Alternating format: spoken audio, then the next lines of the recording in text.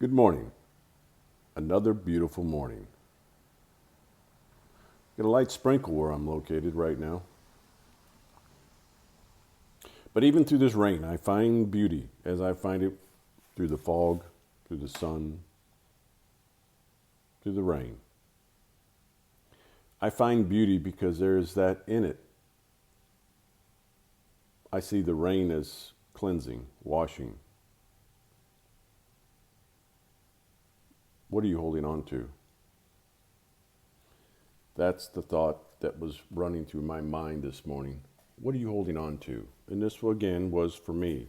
Most in which I talk about are things that I've dealt with or dealing with or it just popped up in me. What are you holding on to?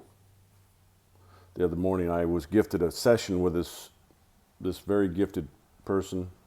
She took me to past lives. Found what I was holding on to. And I discovered I was time to cut ties with these things that I was holding on to. Some of the ties you can't, the contracts we have, we can't, they'll always be. One probably in particular that happens in a lifetime. The others are like attachments that we have to find our way through. And sometimes we hold on to these attachments and they hold us back.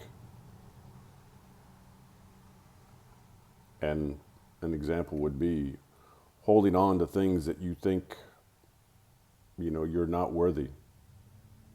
Something happened to you early. Somebody said things to you. Somebody hurt you in ways that you have not forgotten, and you're holding on to those. It's time to let go. One way of letting go is forgiving. Forgiving those that might have done something to you that you hold on to. You can't get over. You can't get through. Being loved or not being loved, and then having a hard time receiving love. You see, we all hold on to something. In this session, I found also that I had issues when I was very young. And a lot of us, everyone, has had events in their life that, for the biggest part, might have gone unnoticed. But as you walk through this journey of life, you will find that you will be triggered in ways through people that will be reminders. How many times have you been in a situation, in a relationship with friends, personal relationships with someone special, and it seems as if you can't get away from a certain type? This energy that comes around you seems to cycle back and forth. Someone not showing you love, not showing you respect, not showing you your worth, or making it seem as if you have no value. You're not lovable.